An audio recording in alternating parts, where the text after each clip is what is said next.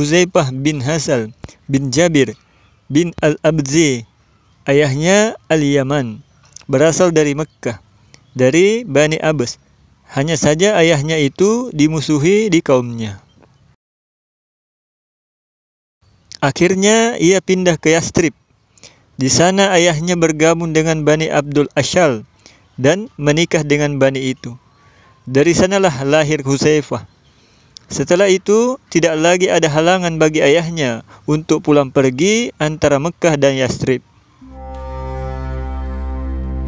Setelah cahaya Islam menembus ke Jazirah Arab, sebelum baginda Nabi sallallahu alaihi wasallam berhijrah ke Madinah, beliau di antara Bani Abbas adalah yang termasuk yang berikrar ikut ajaran Islam.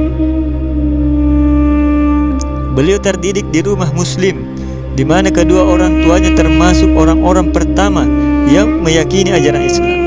Kerinduan beliau untuk berjumpa dengan Rasulullah sallallahu alaihi wasallam semakin kuat.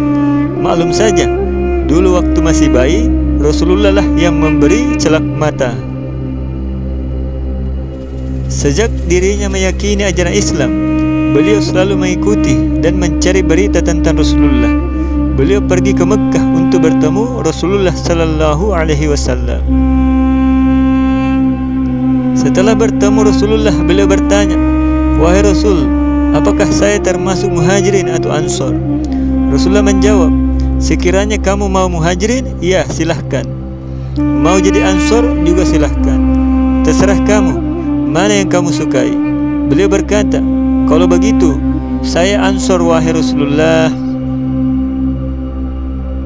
Suatu hari beliau berkata, "Orang-orang selalu bertanya kepada Rasulullah tentang kebaikan, tapi saya bertanya tentang keburukan karena takut akan menimpa diriku."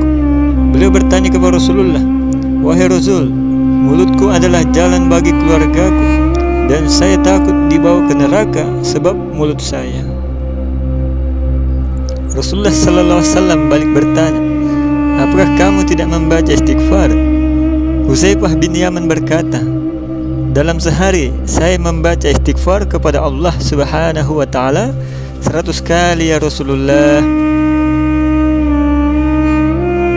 Huzaifah bin Yaman adalah seorang yang benci dengan kemunafikan, hingga ucapan yang pertama yang keluar dari mulutnya ketika berbicara kepada penduduk Madain pada waktu menjadi wali kota itu adalah, "Jauhkan diri kalian dari perilaku-perilaku fitnah."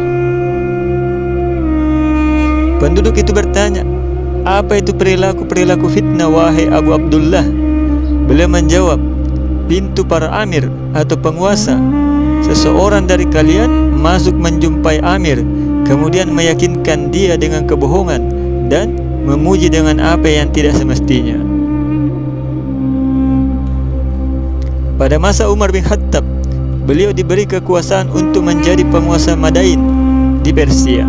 Kebiasaan Umar jika ingin memerintahkan orang, beliau menulis dengan kalimat, "Saya telah mengutus si fulan dan saya perintahkan untuk ini dan itu."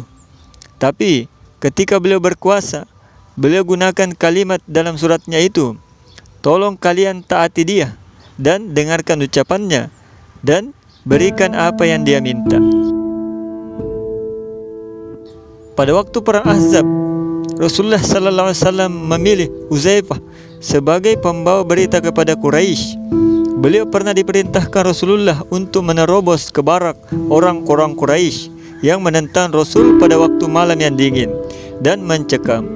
Kemudian beliau duduk hingga hembusan angin kencang itu mematikan lampu. Abu Sufyan berkata, "Silahkan tiap-tiap orang mengenali siapa orang yang ada di sampingnya." Waktu itu Abu Sufyan adalah orang yang menentang Rasulullah dan gembong kelompok orang-orang musyrik. Karena pertolongan Allah Subhanahu wa taala, Huzaifah menjadi orang pertama yang bertanya siapa orang yang ada di sampingnya, dan akhirnya misinya berhasil. Dirinya merasa tenang hingga pasukan Abu Sufyan itu berpencar. Pada saat itu beliau memiliki kesempatan besar untuk membunuh Abu Sufyan, tapi beliau tidak melakukannya karena taat terhadap tugas yang diperintahkan Rasulullah sallallahu alaihi wasallam. Ketika perang Nahawan, beliau adalah wakil utama An-Nu'man bin Muqrin dan orang yang mengambil bendera umat Islam ketika An-Nu'man terbunuh. Hingga akhirnya perang itu dimenangkan oleh umat Islam pada tahun 22 Hijriah. Selama hidupnya, beliau pernah menaklukkan Dinawar, Mahsandan, Hamzan, dan Roy, kota-kota besar di Persia. Beliau memilih Kufah untuk dijadikan kota baru bagi umat Islam di negeri Persia atau Iran dan Irak. Di antara usaha dan sumbangan beliau dalam rangka tegaknya ajaran Islam adalah usulan untuk menyatukan umat dengan satu mushaf setelah mereka saling bercerai-berai.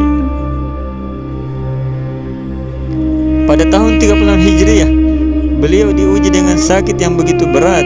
Sebagian para sahabat menjenguk beliau di tengah malam. Beliau bertanya, "Pukul berapa sekarang?" Mereka menjawab, "Mendekati subuh." Beliau berkata, "Aku berlindung kepada Allah dari waktu subuh yang mengantarkan diriku ke neraka. Aku berlindung kepada Allah dari waktu subuh yang mengantarkan diriku ke neraka." Setelah itu beliau bertanya lagi, "Apakah kalian membawa kain kafan?" Mereka menjawab, "Iya." Beliau berkata, "Jangan kalian terlalu bermewah-mewah dengan kain kafan. Sekiranya ada kebaikan dariku di sisi Allah Subhanahu wa ta'ala, niscaya akan diganti dengan lebih baik. Sekiranya tidak ada kebaikan dariku, niscaya akan terambil dariku." Kemudian setelah itu beliau Hudzaifah berdoa, "Ya Allah, Engkau tahu bahwa aku lebih senang hidup miskin daripada kaya. Aku lebih senang kesederhanaan daripada kehormatan dan kematian daripada kehidupan." Hingga ruhnya diambil oleh malaikat. Selamat datang kematian. Seorang yang mencinta datang dengan kerinduan dan tidak akan bahagia orang yang menyesal. Dan itulah akhir hayat beliau Sayyidina Hudzaifah bin Yaman. Selama berjuang bersama Rasulullah sallallahu alaihi wasallam, beliau telah meriwayatkan kurang lebih 225 hadis. Alhamdulillah.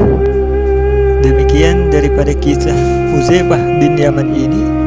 Semoga bisa menjadi teladan kita dalam belajar untuk taat kepada Allah Subhanahu wa taala dan belajar mencontoh-contoh baginda Nabi sallallahu alaihi wasallam.